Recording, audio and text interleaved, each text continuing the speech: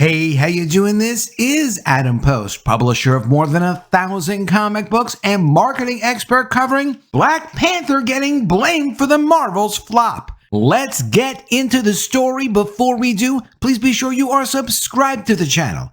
Click the bell for notifications.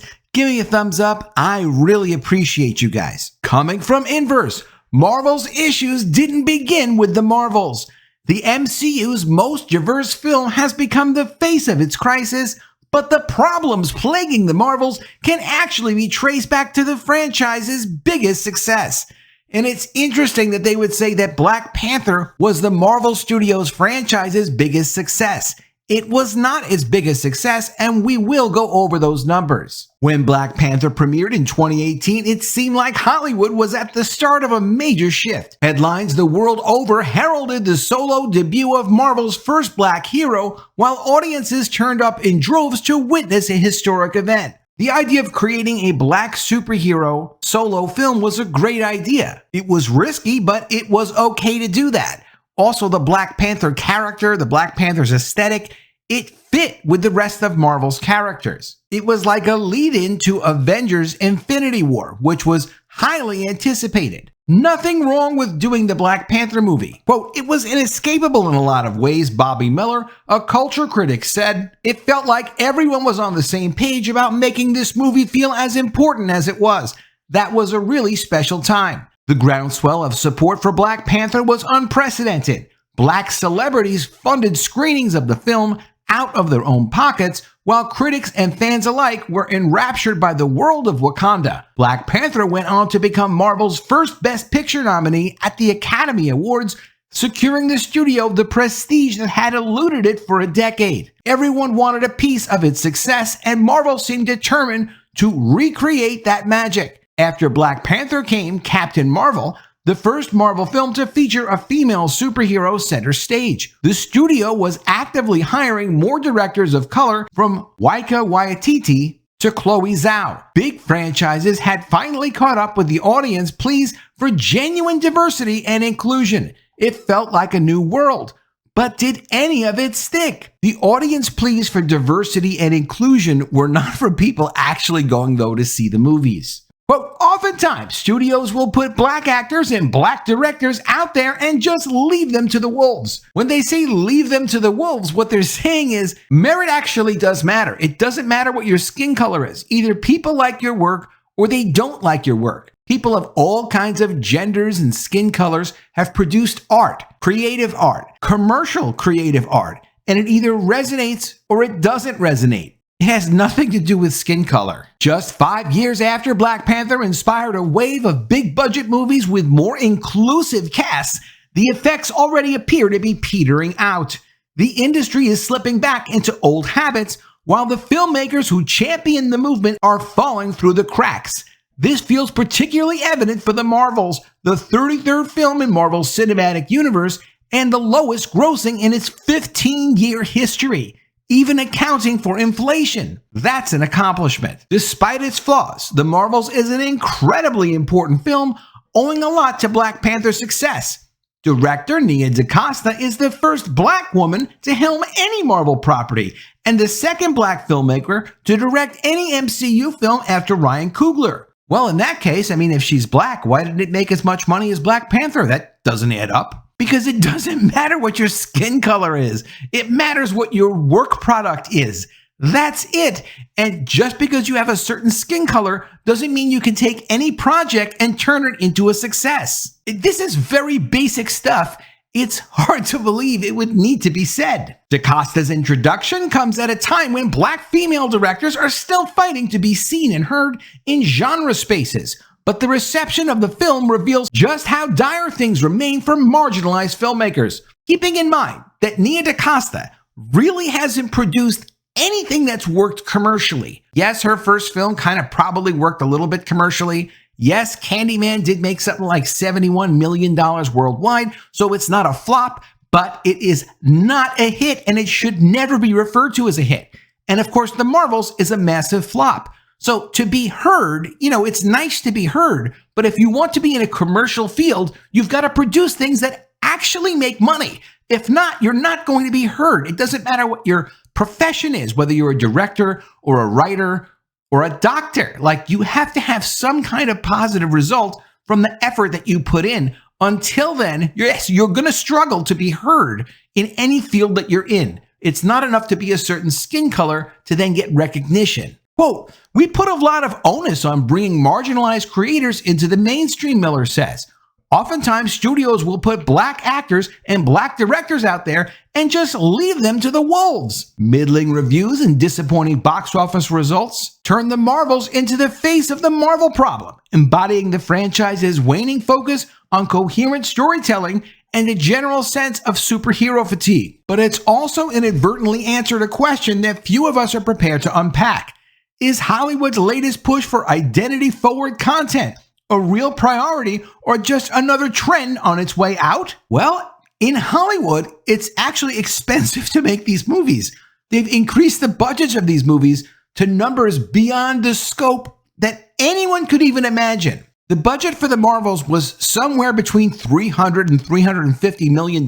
We don't even really know all the final numbers. And it doesn't matter if you're trying to promote diversity. It matters, like, if you can't recover the cost of that budget, it actually adds up to be a problem after a while. Even now, finally, people are going after Bob Iger as the head of Disney, saying, look, you can't keep spending hundreds of millions of dollars on every movie you make, even if it's diverse, if it keeps losing money like this. He's getting a lot of criticism for it. The myth of the Black Panther effect. Quote, "Just because Black Panther made a couple of $1 billion, which Black Panther did not make a couple of $1 billion?" And that's no insult to Black Panther, although Black Panther was not the first black superhero. The first black superhero I remember is the Meteor Man. I never did get to see this movie. It did $8 million. That's not good money. There's nothing wrong. I mean, sometimes movies come out and they succeed. Sometimes they don't succeed. That's why it's considered a business. Then there was Blade in 1998, which did do well, $131 million worldwide on a limited budget. And of course, he was the first black superhero coming out of Marvel, but also really the first mainstream type Marvel superhero movie of any kind to have theatrical success, created by the great Marv Wolfman. Spawn in 1997, created by Todd McFarlane, $87 million worldwide. Not quite Blade, but not a bad result on a $40 million budget. There is a new Spawn movie in the works. Hancock, with Will Smith headlining it, at $629 million.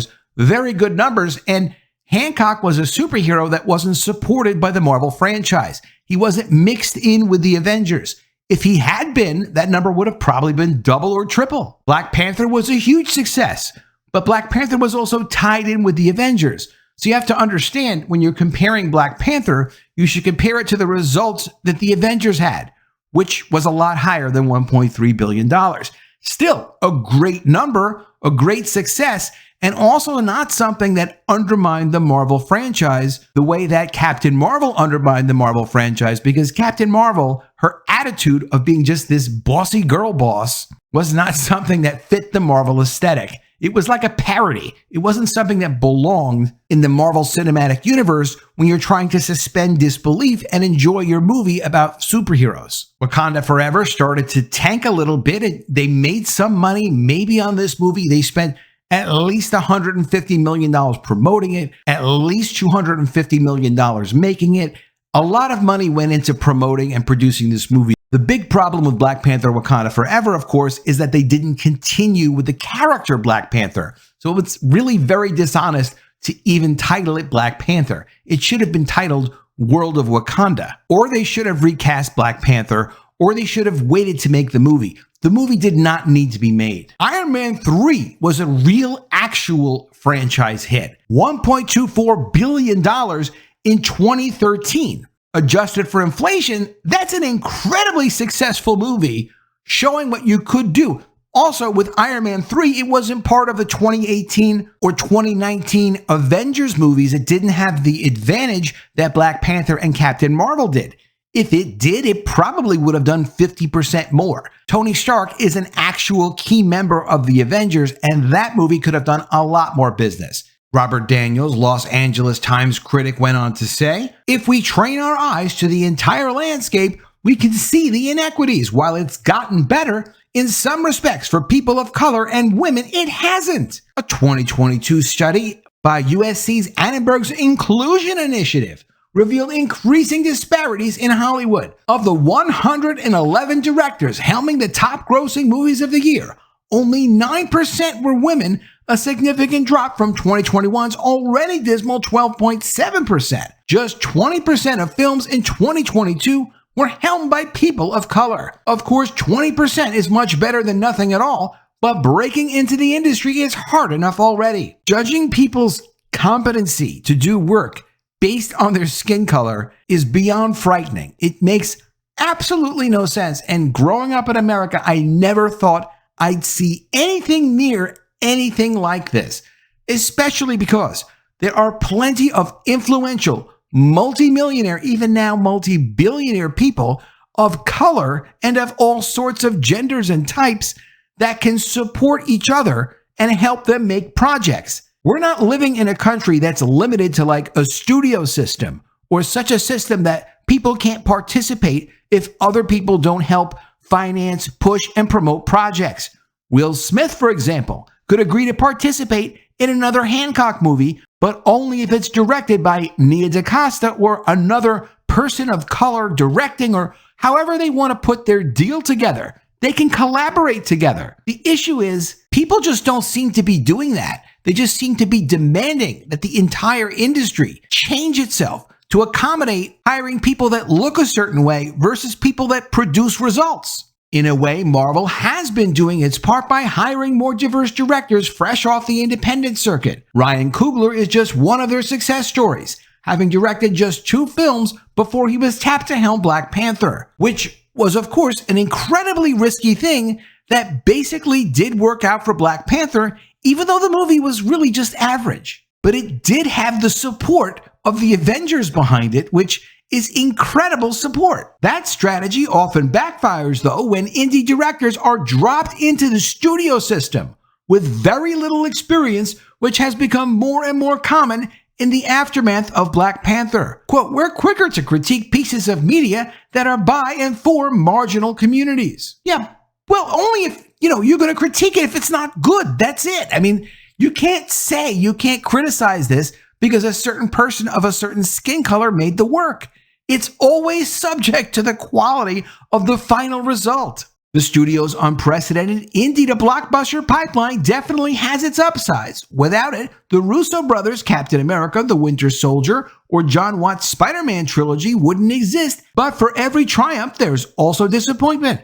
And while not every film can be a winner, the backlash is growing increasingly pointed against more marginal voices. It's important to remember, too, Nia DaCosta taking on the Marvels was not just taking it on as a director. She was also a co-writer. So she's got a lot of responsibility she took on, and the results are what the results are. They're held not only to a double standard, but a higher standard in expectation. No, the only standard is results. Holding people to a standard of results is not unfair. It's the definition of fair. That expectation puts countless filmmakers under unfair scrutiny. And as Marvel continues its downward streak, they seem to be the ones shouldering the blame more often than not. Taika Waititi was once lauded as the savior of the Thor franchise, as his colorful, more irreverent sensibilities breathed new life into the character in Thor Ragnarok. Following the mixed reception of his latest Thor film, which really was unwatchably bad, called Love and Thunder, he quickly became a target of derision. Another Thor film is still on the table apparently, but Waititi won't be returning for it. Well, Chris Hemsworth said he doesn't want any more genius directors. Genius in quotes. He wants a straightforward good film. The heel turn against Waititi may just be a symptom of increasingly toxic fandom, but compared to backlash that other Marvel films have faced, there may be a bit more to it. This new brand of ad hominem criticism culminates with the Marvels and director Nia DaCosta, who has been shouldering the brunt of the film's failure before audiences even had the chance to see it. It doesn't help that the Marvels promotion window coincided with the longest actors' strike in history, which meant that DaCosta was initially tasked with promoting the film alone, But the director has been the target of subtle scrutiny all the same, not only from fans, but from publications like Variety and The Hollywood Reporter, industry publications that know there are questionable issues related to her directing the film and what she did to help and finish the film. There's a subtle difference between the way that critics discuss the Marvels and DaCosta and how they discuss her white counterparts. Consider a film like Ant-Man and the Wasp: Quantumania,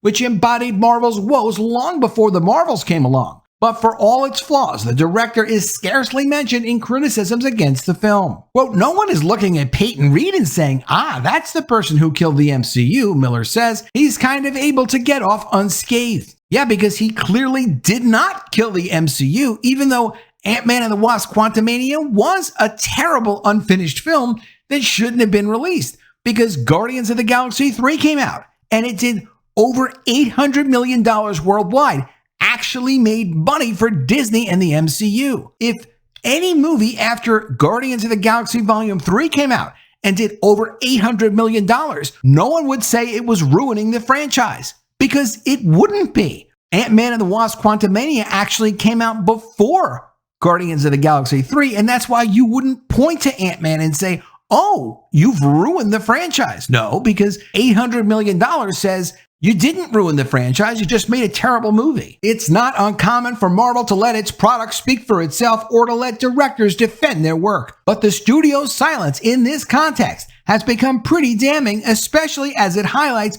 the most glaring flaw in Marvel's new appetite for inclusivity, the issue of exceptionalism. Quote, "I don't think that female directors or directors of color get the chance to make a flop," Miller explains. "The opportunity to grow and find yourself as a director just doesn't happen in the same way it does for white directors.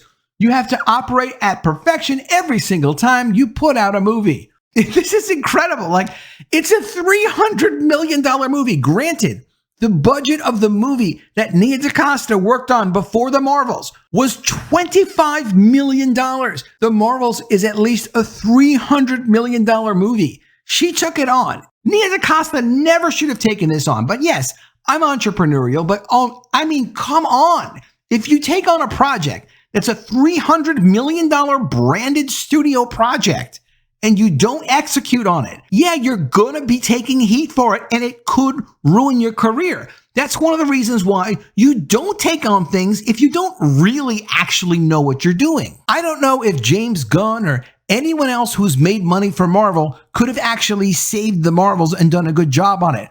But that's also another reason why you don't just jump on a project because it's offered to you. Everyone needs to be held accountable for the results of their work, regardless of their skin color, and that's the point. Within the studio system, however, directors like DaCosta may not have the support system that they need to tell the stories on their terms. When studios don't actually put any real work into bringing up these filmmakers, in other words, doing the work essentially for them or supporting them and mentoring them, investing in them, allowing them to tell the stories that they want to tell, they can just abandon it if it doesn't yield the success markers that they've set for it, Miller said. So she should be babied. She should be supported. Is she the director or is she like an intern? Which one is it? Because if you're taking on this responsibility, you're supposed to be able to fix it. Another thing you won't see in this article is a discussion of how Kevin Feige actually spent months trying to fix her crappy work. He did the best he could.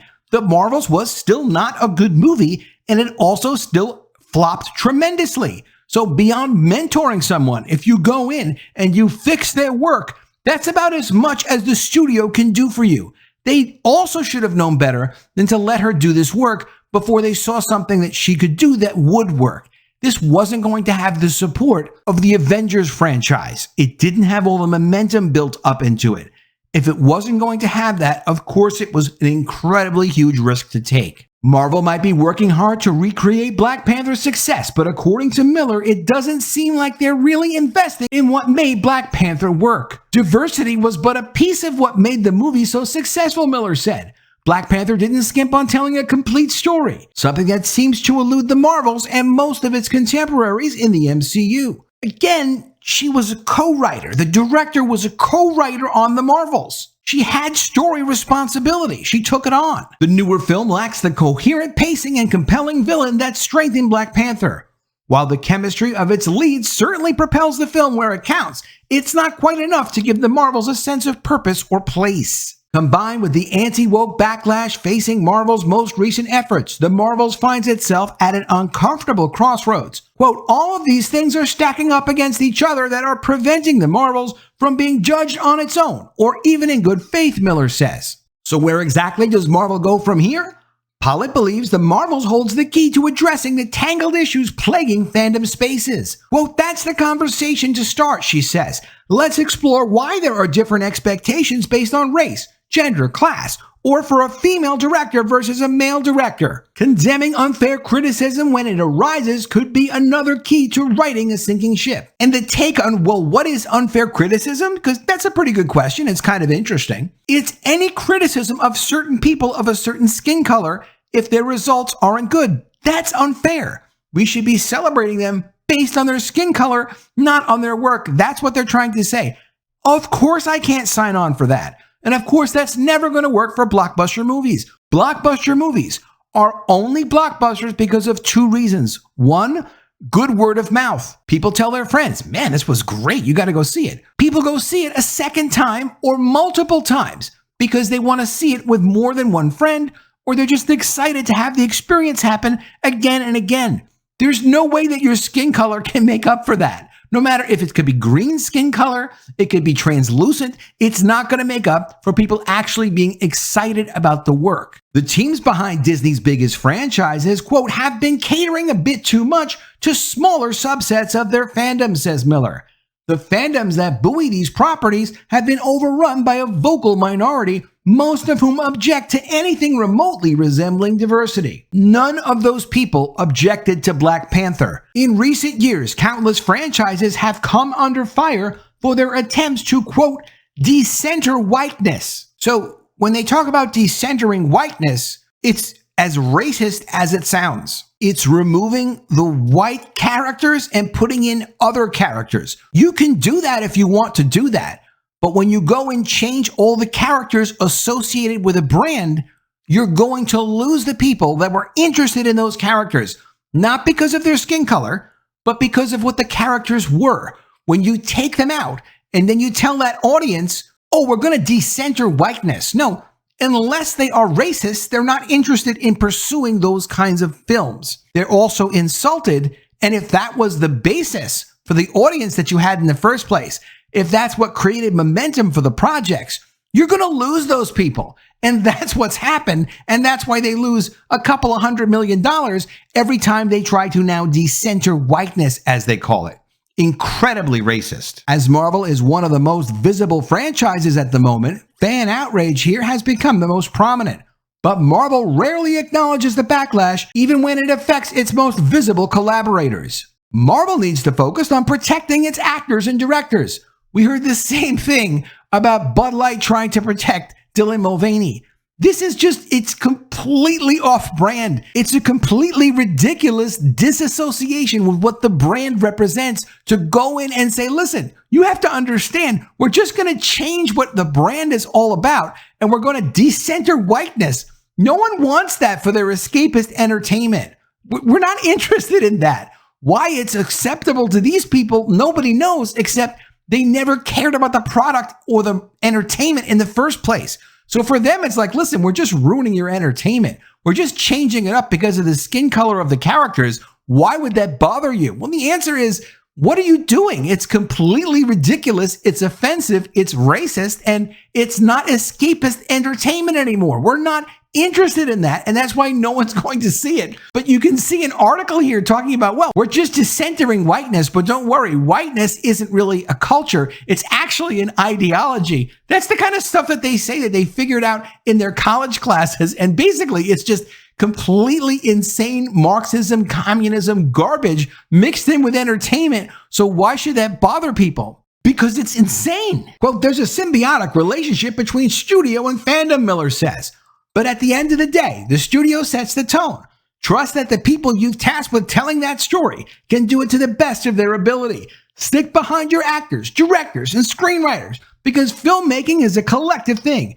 You have to work as a team. Yeah, but you're not making it to decenter whiteness. You're making it to create an entertainment product that people of all skin colors are going to like, even including white people. So it's not about pleasing the director. It's about pleasing the consumers. For a while now, Marvel Studios has tried to have its cake and eat it too. After the success of Black Panther proved the merits of identity-forward, idea-driven content, Marvel pursued that more frequently, but those efforts can clash with the studio's unified house style. It's not a house style, it's a brand. If you're doing things that are pro-communism and pro-Marxist decolonization, that has nothing to do with the brand that you sold people on.